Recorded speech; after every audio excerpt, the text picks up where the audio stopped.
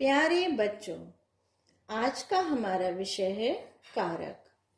कारक हिंदी भाषा का महत्वपूर्ण विषय है। यहाँ पर मैंने कुछ वाक्य लिखे हैं, आइए इनको पढ़ते हैं। राम ने सुग्रीव से मित्रता की, हनुमान ने लंका को जला दिया। राम ने सीता के लिए लंका पर चढ़ाई की, लंका सोने की थी। ऊपर लिखे वाक्यों में रंगीन पदों के साथ ने, को, के लिए, की जैसे विशेष चिन्हों का प्रयोग किया गया है। यदि ये चिन्ह ना होते तो वाक्यों का अर्थ ठीक से समझ में ना आता।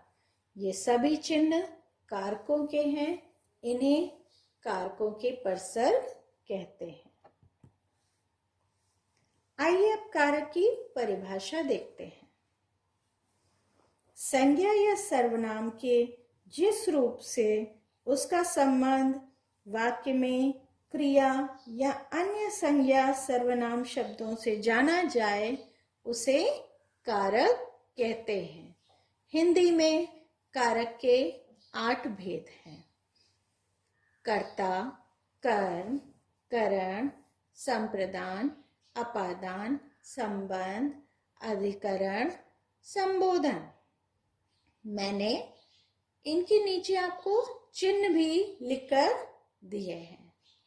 कर्ता ने, कर्म का चिन्ह है को, करण से, द्वारा के रूप में, संप्रदान के लिए को, अपादान से, यहाँ पर से पृथक के रूप में लिया जाता है। संबंध का, के, की, रा, रे, री, अधिकरण में, पर, संबोधन हे, अरे। आइए अब कारक को विस्तार से देखते हैं। पहला है कर्ता कारक। वाक्य में जिस संज्ञा या सर्वनाम पद से क्रिया के करने वाले का बोध होता है उसे कर्ता कारक कहते हैं। यहाँ पर मैंने 2 उदाहरण दिए हैं। पहला उदाहरण है, राधा ने फूल तोड़ा। राम दशरथ के पुत्र थे। यहाँ पर फूल तोड़ने का कार्य राधा कर रही है, इसलिए राधा यहाँ पर करता है। राधा ने प्रसर्ग उसके साथ लगा हुआ है। राम दशरथ के पुत्र थे। यहाँ पर राम कर्ता के रूप में प्रयोग हो रहे हैं क्योंकि यहाँ पर राम का अस्तित्व सिद्ध हो रहा है। दूसरा है कर्म कारक। वाक्य में जिस संज्ञा या सर्वनाम पर क्रिया का फल पड़ता है उसे कर्म कारक कहते हैं। जैसे शिकारी ने बाघ को मारा, सिपाही ने चोर को पकड़ा। इन वाक्यों में बाघ और चोर पर क्रिया का प्रभाव पड़ रहा है, अतः ये कर्म कारक है। करण कारक। कर्ता जिसकी सहायता से क्रिया करता है उसे करण कारक कहते हैं। जैसे सोहन कार द्वारा आगरा गया। सोहन कार द्वारा यानी ये उसका साधन है। पिछले वर्ष डेंगू से अनेक लोग मरे। डेंगू से मरने का कारण है, ठीक है। तो यहाँ पर से जो है साधन के रूप में प्रयोग हो रहा है। अगला है संप्रदान कारक। कर्ता जिसके लिए काम करता है या जिसे कुछ देता है उसे संप्रदान कारक कहते हैं। हम स्वास्थ्य के लिए व्यायाम करते हैं। बंदर ने मगरमच्छ को जामुन दिए। हम स्वास्थ्य को अच्छा रखने के लिए व्यायाम करते हैं, तो यहाँ पर हम स्वास्थ्य के लिए कार्य कर रहे हैं। बंदर ने मगरमच्छ को जामुन दिए। यहाँ पर बंदर देने का कार्य कर रहा है, इसलिए ये संप्रदान है।